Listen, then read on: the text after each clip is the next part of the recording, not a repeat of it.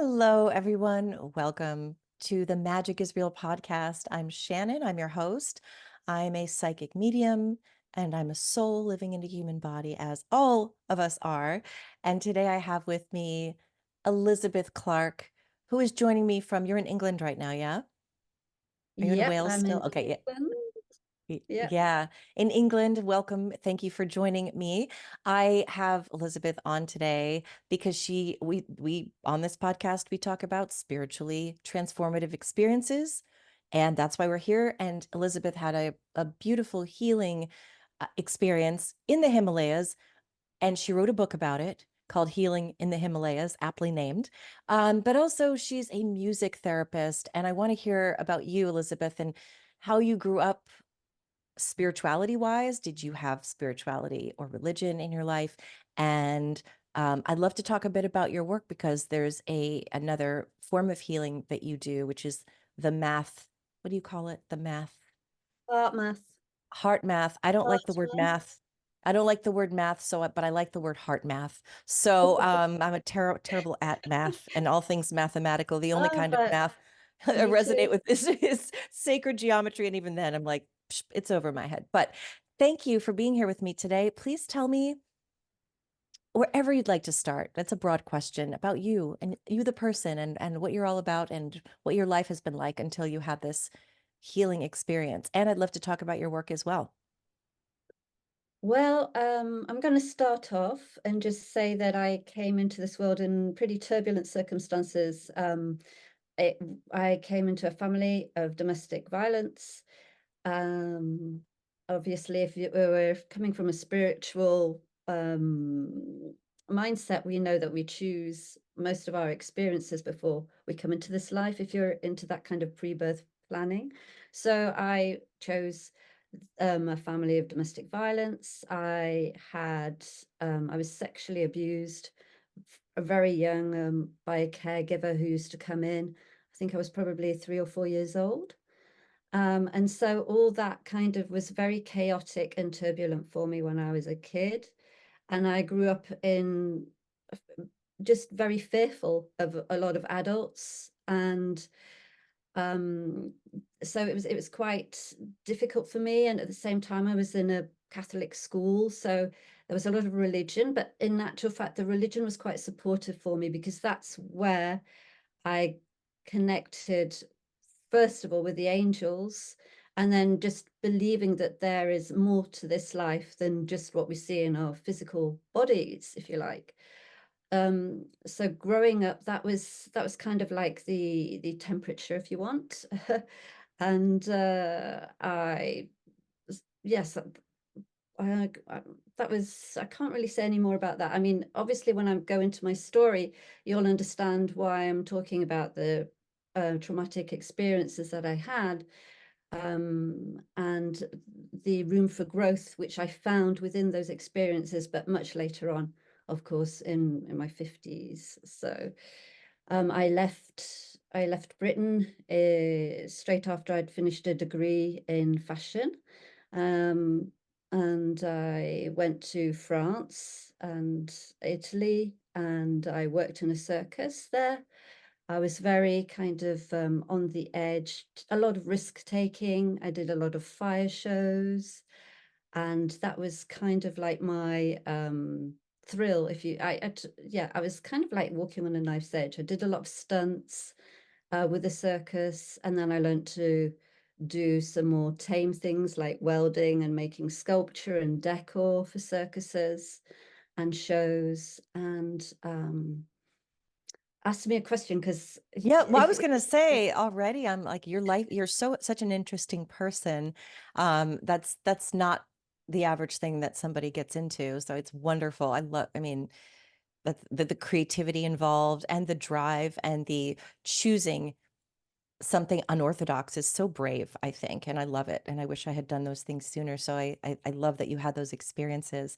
So yeah, obviously, when we talk about healing, it's not just physical healing, it's emotional healing, it's trauma mm, healing, and that's what you do. So why don't we just talk about that for a minute? Because um, obviously, we'll talk about this experience. But first, I just want to understand, what is it? How did you fall into music therapy specifically? And I'd love for you to explain what heart math is and entails and how it helps people. Okay, so thank you, Shannon. Brilliant questions. As I said, I was working with circus. I did a lot of fire shows, and it was quite aggressive. It's very Mad Max full on. And I just came to a point where I'm thinking, I don't want to make my audience scared and like we're doing all these scary things and in their face. I thought I'd like to make them laugh, actually. I'd like to kind of just be more mellow. And I heard at that point, I was working with a circus in Germany, in Berlin. And I had a friend who said, well, why don't you do a clown workshop? And I went, a clown workshop? Well, that sounds quite exciting. And so there was a clown workshop in France. And so I was in Italy at the time, well, Germany, and then I moved to Italy, and then I went to France to do this workshop. And I ended up staying in France and just working as an English teacher during the day, and then doing street theatre and clowning as a sort of like offshoot. And I loved it so much. I had different characters, and I would do the Queen of England and for different festivals and open the festivals, and it was quite good fun. And then I lo and behold, I got this invitation to do an audition for a company called Le Rire Médecin, and which means the laughing doctor. And I was very excited. And so I went to the audition, not hoping that I'd get in, but not really sure. And I passed the audition. And so I worked with different professional clowns and comedians and musicians, and we did children's shows in hospitals. So all different services. So that could be oncology, cancer units, hematology, dialysis, kids who are on dialysis, also in the accident and emergencies, different areas of different sectors of children's hospitals. We were there doing shows and trying to, it was therapeutic clowning, trying to put at ease children and their families, because it was quite a hostile environment, quite cold and clinical. So bringing a bit of color with clowning and music was perfect, and it really made a difference, and I really enjoyed doing that.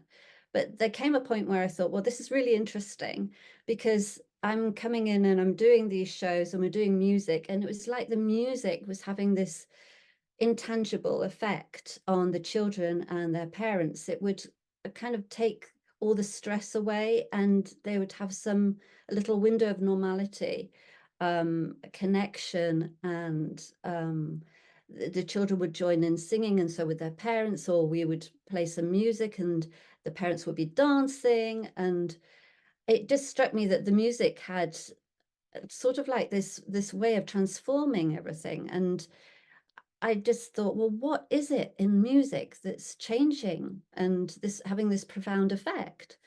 And that's when I decided to go back to university and study music therapy. And I left my job at with the clowns, and I went back to university and studied music therapy in all different shapes and forms. So um, how it works on the brain, what little bits of the brain are involved with the pitch, with the melody, with the rhythm, and how can that help people? And for example, recovering from a brain injury, how can that help rehabilitate speech? How can that help rehabilitate um, movement, and also cognitive functions? And that's how I got into music therapy. So it's kind of like I can see the stepping stones when I look back. It's kind of like a very roundabout way to get into a profession of therapy. But I think everything that I've done before has certainly helped to being the music therapist I am today. Yeah, it's really interesting. I have a really close friend who was a nanny for 3 kids who were autistic, all of them in the same family, and she's a musician, and so she began playing music for them, and this was a while ago. Everyone knows this kind of now, but she had this revelation that when I play music to them, they are able to communicate. I forget, it was a while ago, but I just, there were all these developments in their ability to express themselves, communicate, understand. Um, I think they always understand, but it was difficult for them to because they were nonverbal. Express. So express themselves. And so she found it to be really healing and was like, why isn't everyone doing this? And they also show, obviously, dementia patients may not remember anything, but if you play a song, they can remember every word, and it Yeah, also can help bring back associated memories, which is so fascinating. yeah, yeah. And when you think that this is you don't there's not many drugs around to help dementia patients, but when you think the music can actually turn on certain parts of the brain, w- and also this person who has dementia suddenly becomes that person that you knew, and you can have a connection with them. It brings back that connection with families, and yeah, it is incredible. And when you can see, if you do MRI scans, for example, and you can see the different parts of the brain lighting up, so we know that the music is having a really profound effect, and also increasing the possibilities of like neuroplasticity, for example. And that's why we can help people who have non-fluid aphasia, who can't speak after a stroke. We can knit back speech patterns, and they are sustainable because of the plasticity, neuroplasticity. And we're talking about this for people in their 50s, 60s, 70s. So although, when you're a child, neuroplasticity is happening all the time, and it's super important. Even when you get to later stage in life, it's still happening. So that's why the music is so, yeah, it's just so beneficial, and such a great medium for helping people express themselves and communicate, where before they wouldn't have had that possibility. Mm. Yeah, and I could go on. I would love to ask a million questions about that, but I don't want to divert. So, yeah, so interested in music as as it pertains to spirituality, and how Yeah, to me music is so spiritual, and that people, when they cross over, have described the sound of music like they've never heard before, and then you get into tones and frequencies and the healing. And yeah, again, it's a whole other podcast, but it's fascinating. yeah, it's fascinating. I mean, I'm coming from it from a music therapy point of view. I'm looking at it from the brain and how the brain processes music, but then I've also done sound therapy. So I know how different frequencies have different effects on the body, on the organs.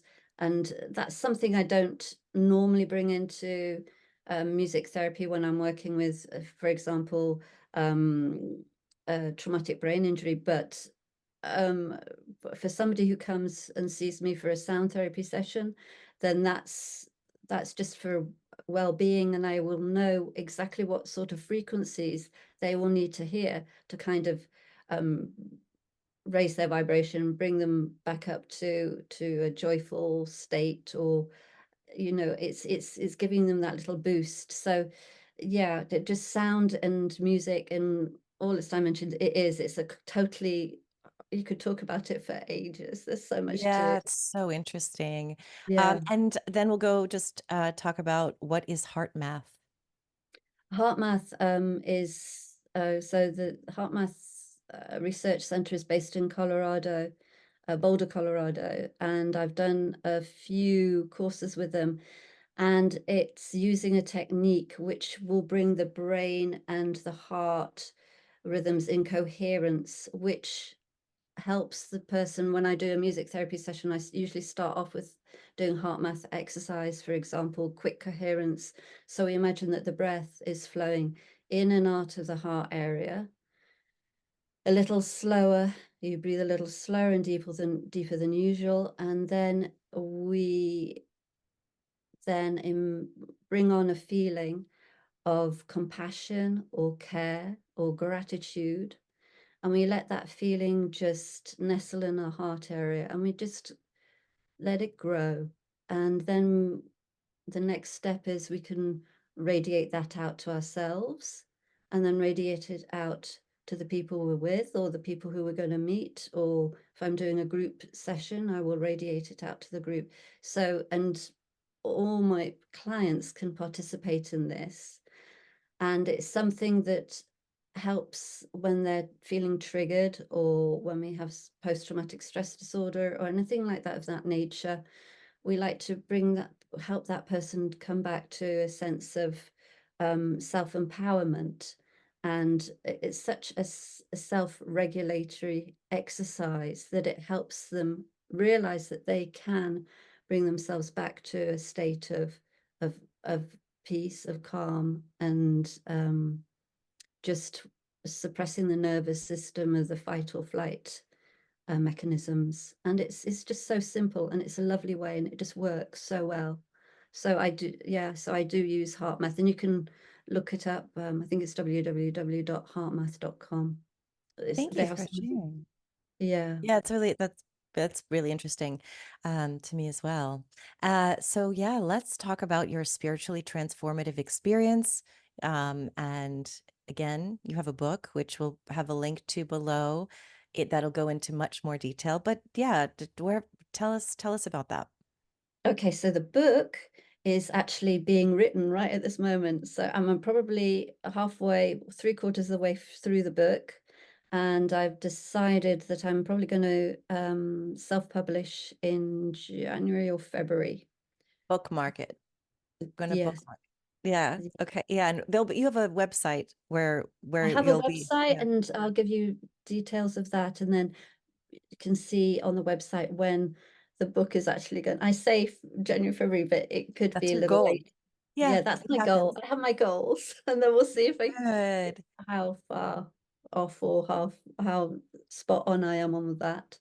Um, it's the book is about an experience that I had as I went to the Himalayas. So cut a long story short, I actually went back to Britain after, because I lived most of my professional life in France. I came back to Britain to look after, well, I was back and forward to look after my parents who were very elderly, and they had a lot of problems and what have you. So I was back and forth from France looking after them, and finally they passed away, and I just moved back to Britain and cleared away the things in the house, and sort of that was a big episode of grief and just coming to terms with loss, because they departed round about 6 months after. So my father was first, then 6 months after it was my mother. And it was truly like she died of a broken heart. Mm. um so I was in Britain, and I had trouble because I'd been out of Britain for so long. I had trouble finding work, so especially music therapy work. So I took a job in a local hospital as an auxiliary nurse. I was trained to be, I guess, just I did most of the jobs a nurse would do apart from giving medication and chemo and that sort of thing. So I was very much a patient support worker. And I was on a cancer unit, and I I really wanted to make it work, but obviously I was quite overqualified for the position, even though I really loved my patients and was happy to care for them and look after them. And it was really, I wasn't very comfortable there. And also I think I picked up a lot of the energy that was there. It was a very sad, kind of bizarre energy. And I think because I'm so empathetic, I think I probably absorbed a lot of the sorrow, sadness, the desperation, and just the stress that everybody was under to keep this unit working and to keep everybody happy and to give a good service. Um, I didn't, I probably lasted about 6 to 9 months there. And I really needed to find something else to do, but I didn't want to leave my job there unless I had something else to go to. And lo and behold, the universe works in mysterious ways and lined up synchronicities for me. And I met a friend of my father's who invited me to a Rotary meeting. I sat next to somebody who was organizing a volunteers program in Nepal. The Rotary was actually rebuilding the school out there after the it was 2015 earthquake. And they were looking for volunteers, educational volunteers. And I had savings and I thought, shall I go? And I was thinking, well, but to leave a job, and I was thinking, yes, but this job isn't good for me. I'm just not, I'm getting too depressed working here. But something pushed me to, and obviously I had lots of signs coming up, incredible signs, like I'd be making cups of tea for some of the patients one evening, and I walked into the kitchen, and there was a new cook who was preparing the meals. I was just got chatting to him, and he said that he was from Nepal, Mustang, and all these little things just queued up. And I was thinking, well, maybe I should ring the um, the guy back and tell who I met at the Rotary, the teacher, and ring him back and say, okay, I'll do it. I'll go to Nepal. And that's what I did. And I went out there and I was teaching English, music, and art classes. And I'd never ever been to Asia before, and it blew my mind. I loved it. It was incredible. I was in this remote area, just at the foothills of probably the Himalayas, near, not too far away, same direction as yeah, Mount Everest, but not that close. And I was like, oh, it was just such a culture shock for me, but in a pleasant way. And the children were fantastic. Some of them walked 2 hours to get to school, through jungle, up at the crack of dawn, and the enthusiasm and the motivation they had to learn, um, well, it was contagious. And so I was just so grateful to be there, and also working out different lessons and creating games and musical games, how we can learn English through music, and then we're doing art. So yeah, I was really enjoying myself. The only downside of the whole experience was I still felt quite cut off. I didn't have anybody to go and talk to. I was the only Westerner for probably absolutely miles around. The only Westerners I bumped into were in Kathmandu, which is the capital of Nepal. In this area where I was certainly the only single female Westerner, and that was seen probably as very unusual. Yeah. So going to cut a long story short, I felt very cut off from everything. So luckily we still had Wi-Fi, which was quite intermittent. And I used to go on and I used to chat to friends, and I started writing a blog about my experiences and what it was like to live in Nepal, in this very remote rural village. And that was very comforting to be able to do that. But I noticed on my inbox that I have tons of messages and things. So that was really good. I'm writing back to everybody and I'm feeling more connected. And then I see this invitation from Hay House to do a angel guide certification with Kyle Gray, the angel whisperer, Hay House author. And I think, yeah, that sounds good. I think this is what I need. I need to kind of like get more connected, because although maybe at a younger age I was connected and with angels, and I had this spiritual belief in angels, I think it kind of cooled off And I was thinking, yeah, this is a really good idea. I've got this time to do it in the evening when I'm not teaching.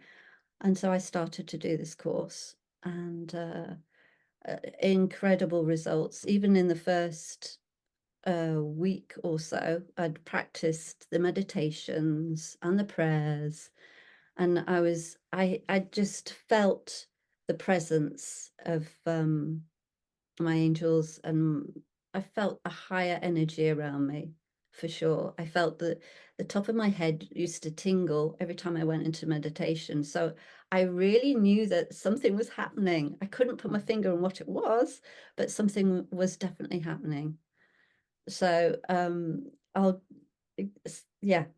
So this Yeah, yeah, I'll just say the tingling you mentioned is what I feel when spirit comes to communicate with me as well. And it's that's how I know someone's there. And yeah, it's not a requirement, but most of the time it starts in the scalp and it goes all the way down and for some reason it goes only down my right side most of the time. Occasionally, I don't know why. It's not male, female, or whatever. It's just, but it is that feeling. And I call it spirit tingles. And it's like that massager thing that looks like a spider that you put on your head that goes like yeah, yeah, this. yeah, And that's yeah, always how I know when I feel electricity around the crown of my head. I'm like, there's a spirit here. So that's really amazing. And now it's like you. Now I yeah. don't even have to think about it. I mean, now I can just say, "Hey, spirit," and happens automatically. Or I can even just pick up a tarot deck and it starts to happen. So it gets easier and easier to recognize. And not Yes. everyone will feel that. So I don't want people to think that if they're not feeling tingles, they're not connecting. But Oh no. once you're really deep in it, it's ASMR is what's happening, and it's for whatever reason the energy of spirit coming close, all my hairs stand up on end, and it's such a amazing, beautiful feeling. It's not chills, it's something totally different. Yeah, yeah, it is. And also it reminds me of, you know, when you were a kid and you used to rub the balloon on your head and Yes. you feel that little staticky Mhm. feeling as well. Yeah, it's more of a static. When I say electric, it's not that strong. It's more of exactly what you said. You can hear it feels like a little bit of just Yeah, gentle. It feels what I love it. It's I beautiful. do too. I do too. And I just felt when that started to come in, I thought, I'm onto something. Yeah. Something's happening here. Um, and also, yeah, I agree with you. We might not always, not everybody will have this, but I mean, you know, this is like, there's so many different ways: clairvoyance, clairsentience, clairaudient, claircognizant. For me, it's more claircognizant and a knowing. So I Mhm. might get that, and then I just have a download of knowing. And everybody's different, so I guess that everybody's going to feel it in different ways. And some people might be able to see spirit or see auras or whatever. I don't, but I know I just have a clear sense of knowing, a download of information. Yeah. Um, so this course really brought out these attributes that probably were already there, um, and they just uh, became even stronger. So here I am teaching, and a couple of months later, I'm starting to feel very tired and a little bit nauseous, and I'm not sure why this is happening, but um I'm been working really hard with the kids, and I'm having to move the desks around every time a new class comes in. We're in a very small kind of like prefab little school building. Every time a new class comes in, I have to rearrange the desks and chairs to accommodate a new class or a new year. So I'm doing this, and I'm like getting this pain, and it's in my breast, and I'm thinking, oh, that's because I keep having to move all this damn furniture about, and I'm just joking about and joking it off. And but then I'm getting more and more tired. I'm thinking every time we have a lunchtime, I'm having to go into my like little teacher quarters, sleeping quarters. Having to go to sleep, and I'm thinking this isn't right. Something told me that this isn't right, and then I feel this like uh, go and examine your breast. I just feel this information come in, go and examine your breast. So I'm taking a shower and I'm examining it and I'm thinking, this isn't good. It was really red and it was really swollen. And I'm thinking, I know what this is from also because of my patients I had at the cancer unit in the hospital where I worked. I had a lot of female patients who had either cervical cancer, breast cancer, different kinds of cancers. And so I knew exactly the symptoms. And I said, right, this is it. I have to go back to Britain and get treatment. But I was so in fear. I was really in fear. And I knew that the only thing could calm me down was to go back and do these meditations I'd learned on this angel guide course. So I went back and did meditations and prayers, and I started to feel a lot more calmer and just a lot more trusting. Before, which I hadn't mentioned, the other thing that I'd been planning to do was this trek in the Annapurna mountain range in the Himalayas. And I'd already booked that, and it was coming up. But so it was like at the same time I'm discovering I've got this cancer, and I know in the next 2 weeks I've booked to go on this Annapurna trek for yeah, and I think it was 12 days. And I'm thinking, I just got to go back to Britain. I don't really have a choice here. But I went into meditation, and I every morning and every evening got myself quiet because the fear of what I had was really invasive. But when I got myself quiet, I felt again the tingling, and I just felt surrounded in like this blanket of love, of peace. Um, and I got a download saying you go on the Annapurna, you will go on the Annapurna trek, and all will be well.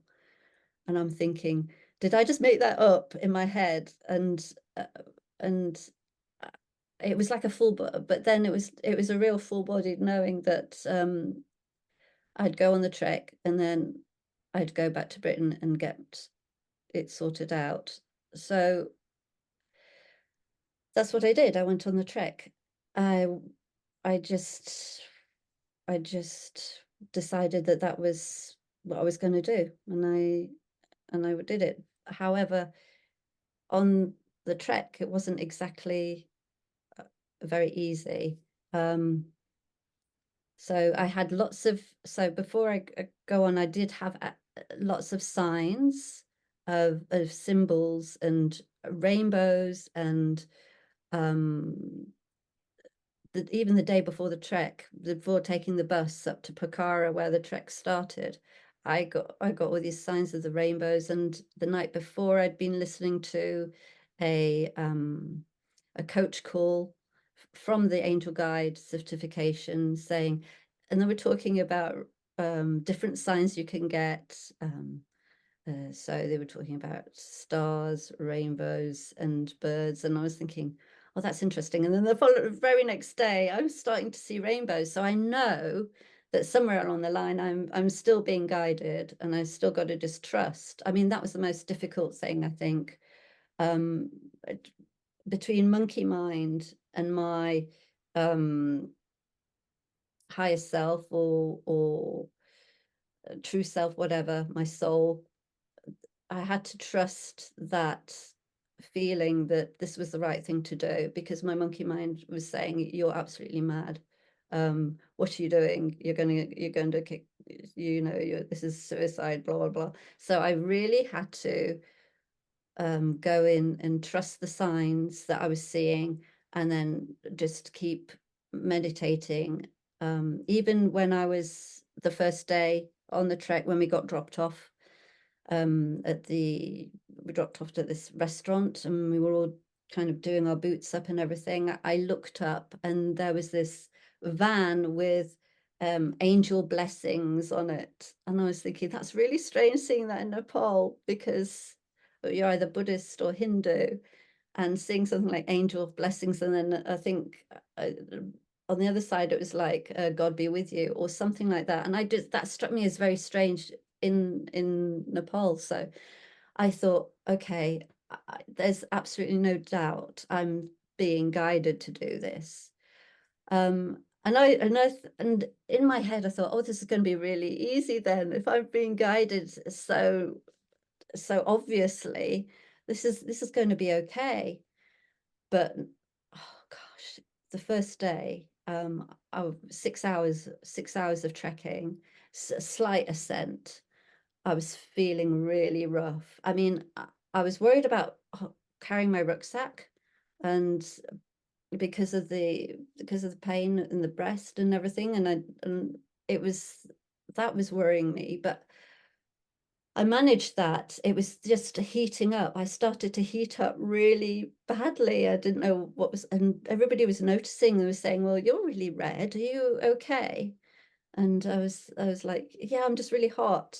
And it wasn't particularly a hot day. It was just that I felt that things were starting to move and possibly come to the surface. And yeah, it was just very, very difficult walking. That first day was, if I thought the first day was difficult, well, the next 3 days after that, 2, 3, by the third or fourth day, I was really in trouble. I felt extremely sick when I was walking up. I had to call back the guide. We were with a group of, there was 2 other people in my group.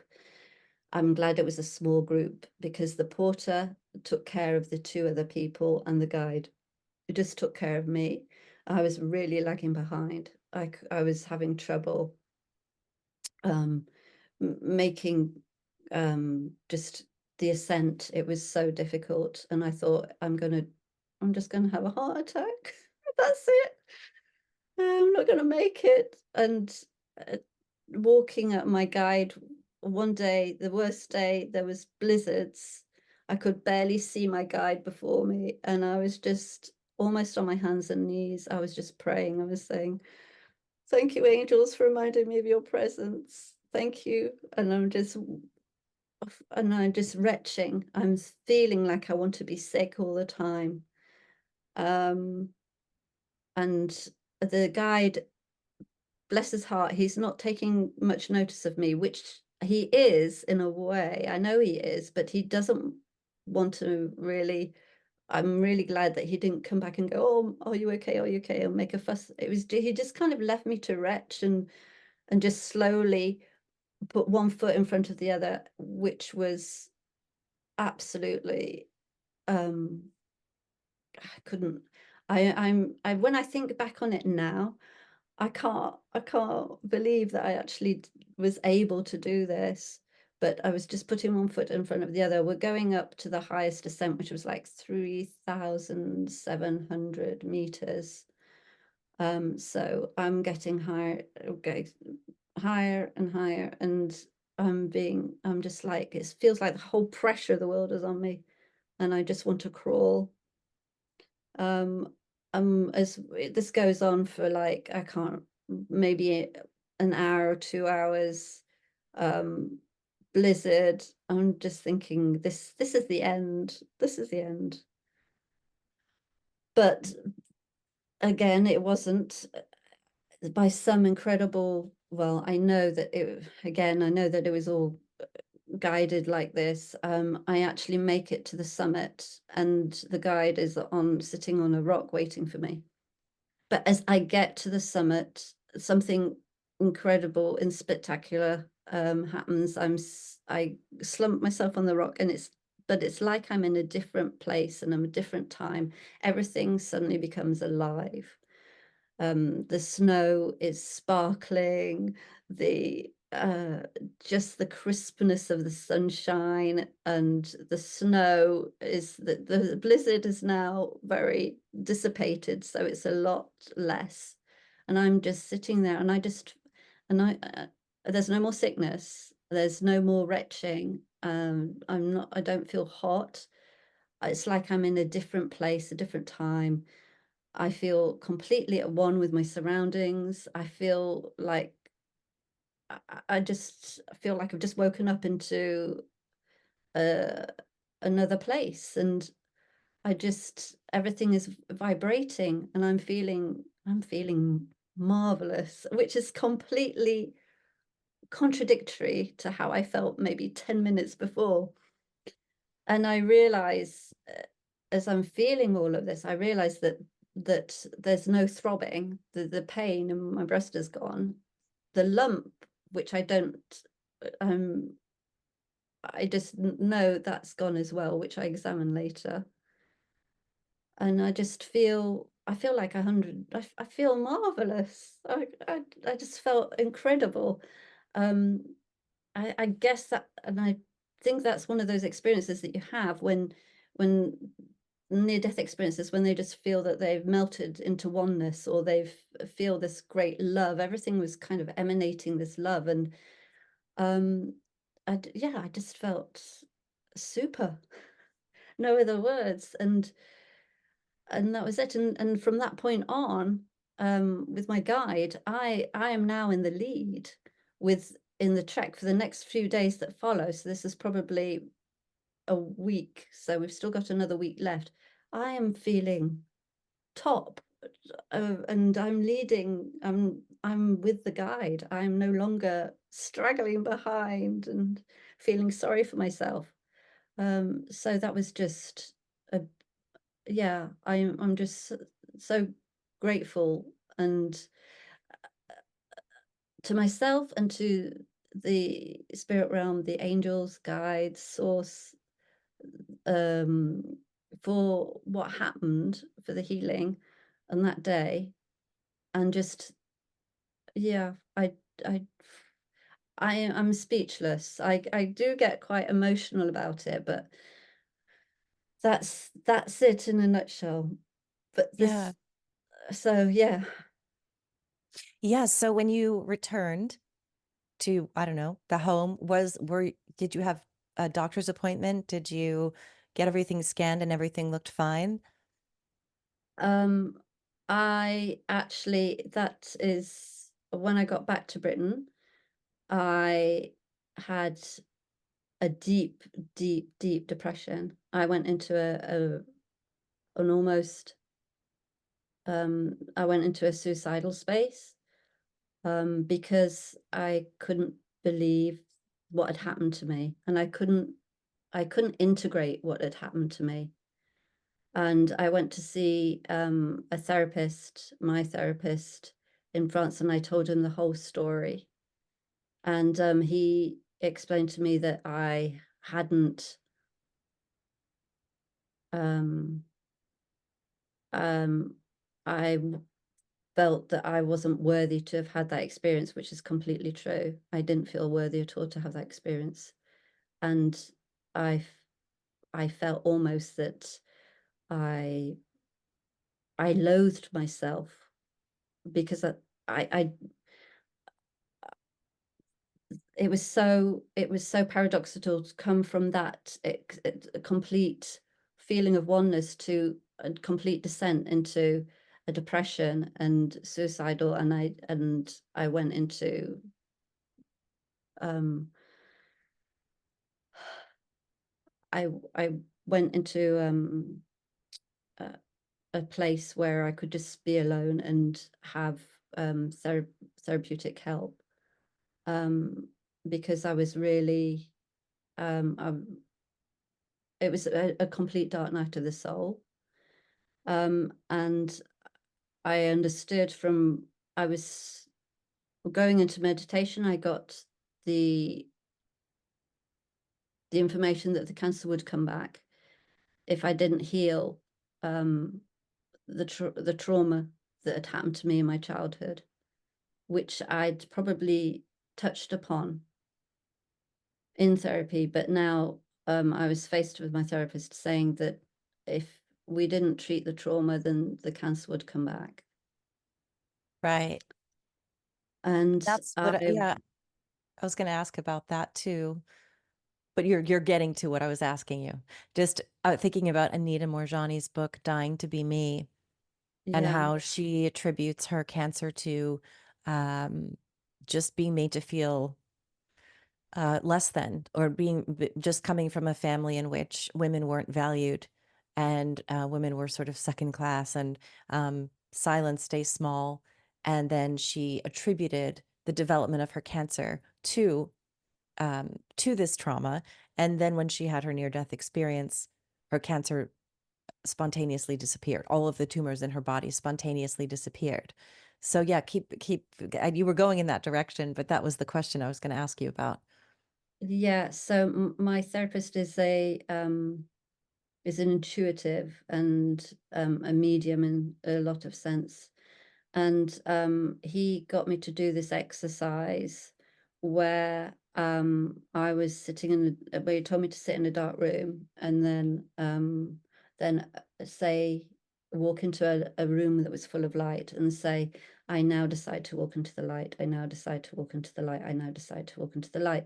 And that brought up most of that brought up the rest of the self-hate. And I know where all the self-hate came from, because I was born from domestic violence, from a rape. So I had a lot of stuff that, I mean, I was rejected, mainly because of that. And then growing up, I also was in a situation where I was beaten and left with a carer who sexually abused me. So it does all that in a package, which I might have touched on in therapeutic sessions, was never really brought to the surface. But when I saw all of it, and I realized all the trauma that I'd been through made me feel completely worthless, that I didn't matter. I wasn't worth protecting. I didn't matter. Um, and I just,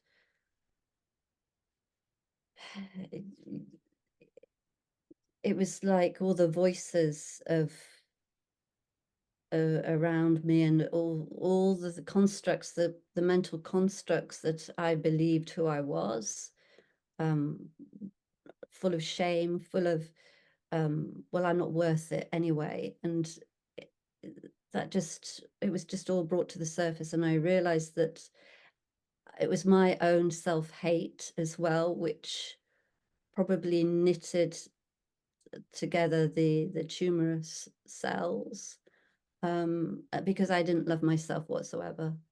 I can honestly say that.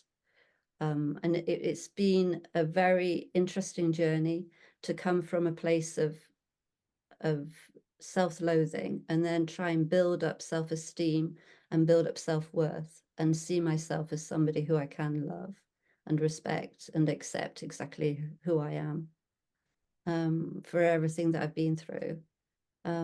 It's been so, the spontaneous healing was one thing, but I think I try, and for me, it's the healing that came afterwards, because I was still being guided by the angelic realm, by higher power, that the trauma was the most important thing. It was it was the most important thing to clean and clear, or else I'd just be sick again. And I think that was something that got home to me, that I had to work on myself, and that I had to. So being a therapist and doing music therapy, I realized that I can't do music therapy with other people if I'm not myself, um, loving myself, um, seeing myself as worthy, accepting myself. So that's been taking time out of music therapy, being a music therapist, and actually working on myself, and getting to just accept who I am today. It's a long journey, but Yeah.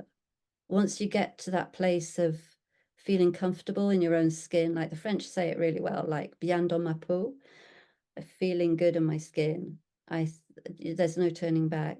And it's like it's as Anita says, the cancer was like a gift because it shows you what isn't going right in your life and what you have to address if you want to move on. Yeah, I have a very close friend whose mother was horribly abusive, borderline narcissist, and he developed a brain tumor, which he's now had radiated out of him. But he always calls it, he said, I got rid of mummy because he's from Trinidad. And so he said he believes that that was because of her abuse and because of her just constantly demeaning him. And it's incredible. He's healing so well now, but he really does always say it like that. And I think it's funny because we speak that same language of, well, I'm so much happy I've gotten rid of mummy. And she's also passed on, but he means the abuse, the self Yeah. flagellation. He suffered with drug addiction in his youth, and all kinds of things. And now at 64, he's really healing. And sometimes it takes, I'm middle aged as well. And it's only now that I'm really loving myself, like really deeply loving myself. And it Yeah. takes, I think, so much. And I'm writing my own book about this too, about the recovery from low self esteem and not loving myself. And I was sick all the time. And now I'm healthier than I've ever been. I feel better than I ever have. But how do I think, well, there are two questions I have for you. One is, why do you think that the healing happened when it did?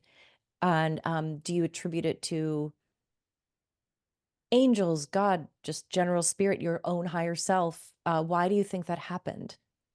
And why do you think it happened when it happened? Was it just being more open because of your because of your conscious contact with angels doing this course?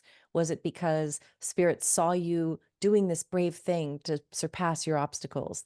Like you're going on this trek, you're pushing yourself past because you're wanting to grow. What do you think it was? I think there's a combination of things. I think you're right. I think it was because of the course that I did with the angels. I think I was drawn to doing this course, the angelic course. I had a real pull. I remember I had this real pull to do it. So that was one of the things. I believe that, again, if we talk about pre-birth planning, I believe that there's a certain time in your life when you need to wake up or when you need to go back and face stuff in your past, which you might have glimpsed over, which now you really have to get in there with the, shovel and really dig deep, or else you can never be who you came here to be. And I think we have lots of gifts and talents and uh, lots of lots of good stuff within us, lots of juiciness within us. And I don't think that can ever be really, there's a lot of potential, and I don't think that can ever be reached unless we uh, actually go back and work on what happened to us in the past. And then once we transmute or integrate that, then that helps us to become even better people and help and also shine our light more, and then also be contagious and help other people shine their light. I think it's a ripple effect. Um, and I truly believe that it was I put it down to the angelic realms for helping me heal, and also healing on a physical level, plus healing on the mental and emotional Mhm. level. And then also making me realize that even my parents and my ancestry, there was trauma. So I know both of my parents had a lot of trauma in their life. So I think that when you look at that and you see that trauma repeats until somebody says, "Oh, stop. I need to go back and work on this and heal this for the next generations that are coming," and also for the collective consciousness. I think if we all clean up our own traumatic experiences and also help the ancestral healing with the generational trauma and the epigenetic trauma, I think if we all go back there and clean that up, then it helps everybody. It helps ourselves, and then it ripples out and helps everybody else. And I also think a very major part of realizing that my parents also had trauma in their backgrounds, that helped me come to a place of like compassion and a Mhm. place of forgiveness and a place of realizing that everything is as it's meant to be finally.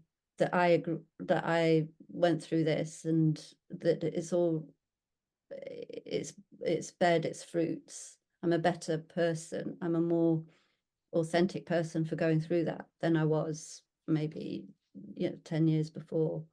So Yeah.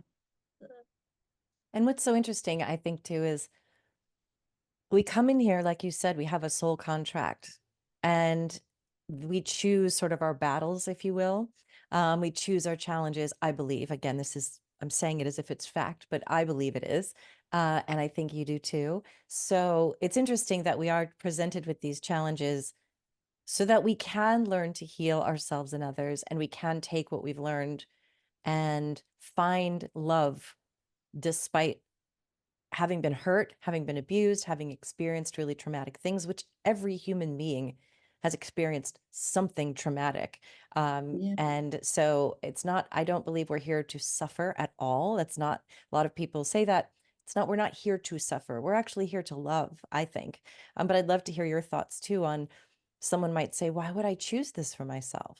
Why would I ever choose being abused the way that you were or seeing this kind of trauma, just a little girl.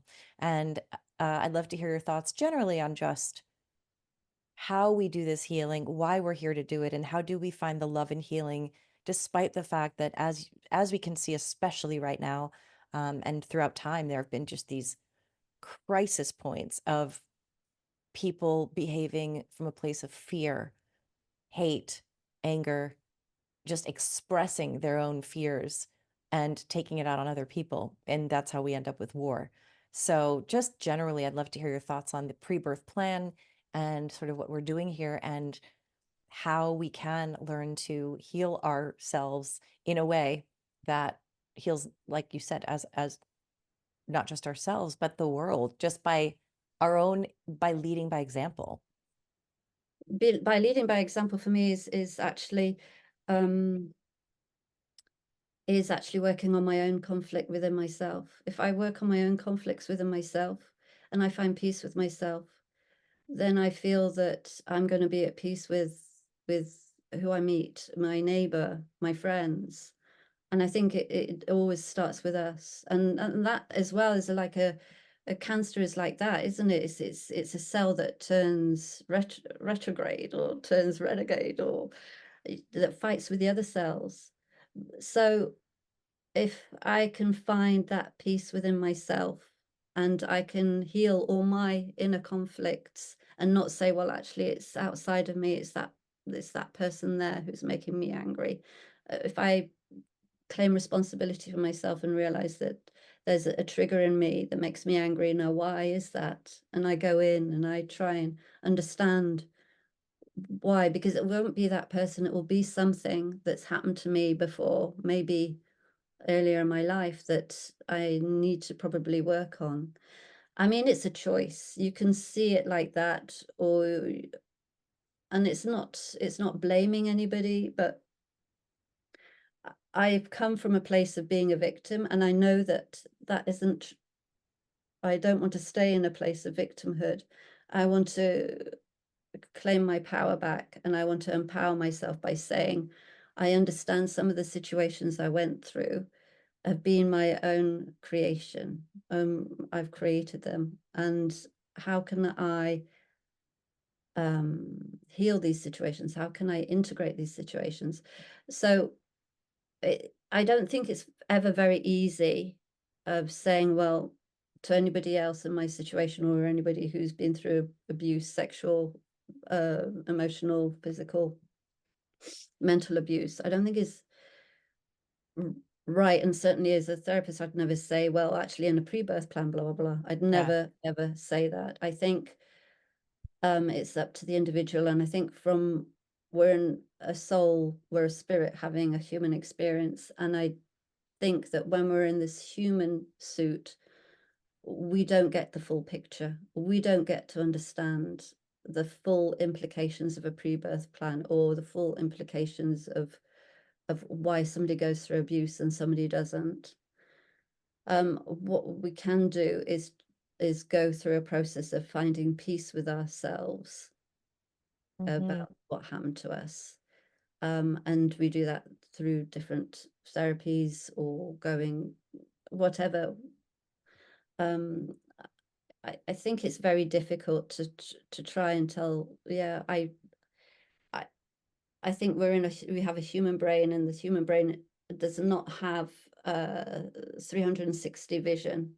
Like, for example, when you have a near-death experience, you're able to see um, your actions and they're implicated on somebody else. And I don't think that when we're in this human body, we can actually get that full picture. So all I can suggest is coming to a place of peace with whatever has happened to you and using whatever modality of therapy you find. What was your other question? I can remember. That was really it, is really just wanted to hear your thoughts on the whole idea of the pre-birth plan, why we're here, and how we heal. Because it's really interesting how when we are born of light, we are just these light beings that come into these bodies, and we're not born hating ourselves. We're not born hating other people. We're No, born from a loving place. And what's so difficult is somehow, I would say the majority of us forget how to love ourselves. We don't, as a pure, just the way we are. And part of it is indoctrination, life experiences, other people's judgments. We're told, we're put down, we're told, and these things stick with, we're told things about ourselves. For example, mine was kids told me I was ugly because I had a big birthmark on my face. And I believed I was ugly until, I mean, it took me like 40 years to get to the point where I was like, I'm not actually ugly, and it doesn't, and I don't even mean physically, although that's what they meant. I took that with me as I'm unlovable, I'm unworthy, I'm ugly. I identified with that because I heard it so many times. And so we internalize that, whether your parents said, I never wanted you in the first place, or they hit you, or they abused you in other ways, or even just for me, my parents were very loving. It wasn't my parents, it was people, it was kids who didn't know better, but even though they were three, they hurt me. Even though they were only babies, I yeah, remember every single comment. It just those stayed with me more than anyone ever saying, you're beautiful, you're lovely. I don't remember when I was a child hearing, I know I heard that, but I don't remember it. And all I mhm, remember is you're ugly. You haven't, like, what's wrong with you? And even though we're just children and they're just children, we internalize those things and then forget how to love ourselves and who we really are. And we judge ourselves so harshly on our physical appearance, on our personality quirks, on our defects. And it's such a long process of getting back to self-love. And mm, I love the topic. It's very important to me. And I love hearing your insight too, just on your own journey. In fact, I have another podcast called Still Standing, where I interview people that have overcome challenges, addiction, um, all kinds of things. And that's because it's so beautiful to watch people, myself included, go from just broken to heat to thriving. And it's not a yeah, perfect line, right? I mean, we all still occasionally have our struggles, but the beauty is in finding the ways that we heal through connection, through being of service, through love, through therapies. And I thank you for your service in not only the work that you're doing for people, but also on yourself. And also just being here is part of it. Showing up the way that you are, speaking your truth, sharing your light, sharing your experience. That's what I hope to accomplish, is for people to hear your story and feel inspired by it, and or just even think about it. And I think it's just beautiful to remember that we are we are spirits having a human experience. So any final thoughts you'd like to share? it's just a journey, isn't it? At the end of the day, Yeah. it's a journey, and you're invited to come on this journey, and it's the hero's journey. And if we get ourselves out of a comfort zone and go for different things that we didn't think were possible for us, then I think that's a brilliant growth. It's very much like human alchemy. You can always turn the lead into gold. W- We might not know how, but if we start the journey, we call on our spirit guides, our angels, the or source or whatever, we get extra backup, and we find that we're always guided. We're always guided from one step to the next, even though sometimes we might feel that there's no guidance. We just ask and tune in, and the guidance always appears, Yeah. always.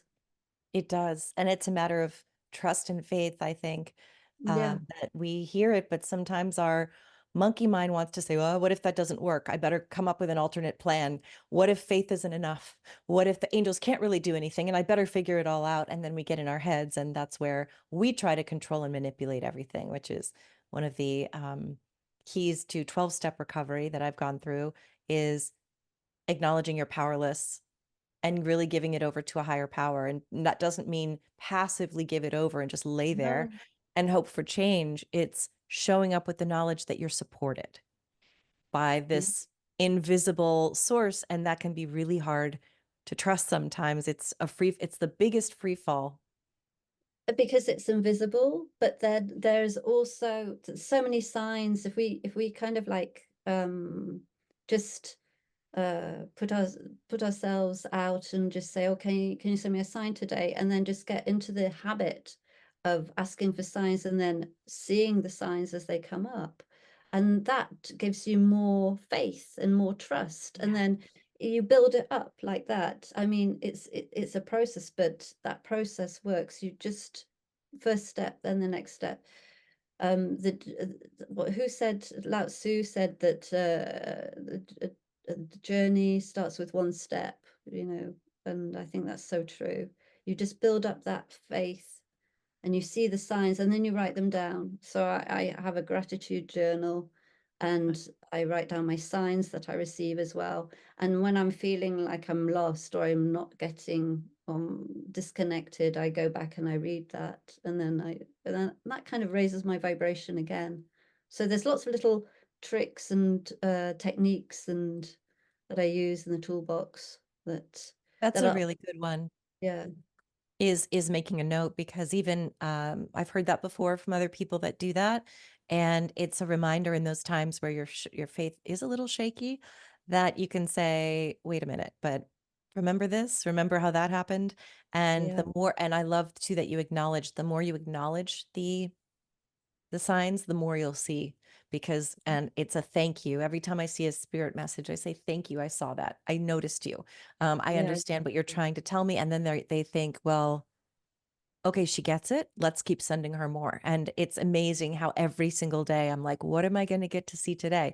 What signs are going to come to me? And I'm blown away all the time. And it's incredible. So, this has been such a beautiful conversation. And I just appreciate you sharing your experience, your insights, your thoughts, and showing up today.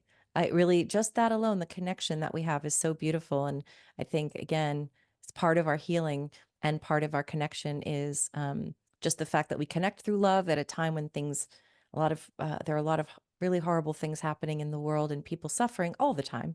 But, I think it's beautiful to stop and have these connections and to share vulnerably with one another. So thank you for doing that. Oh, thank you, Shannon, for having me on your podcast. It's been such a pleasure to meet you and so lovely to chat with you today. Thank you. You too, love. Thank you.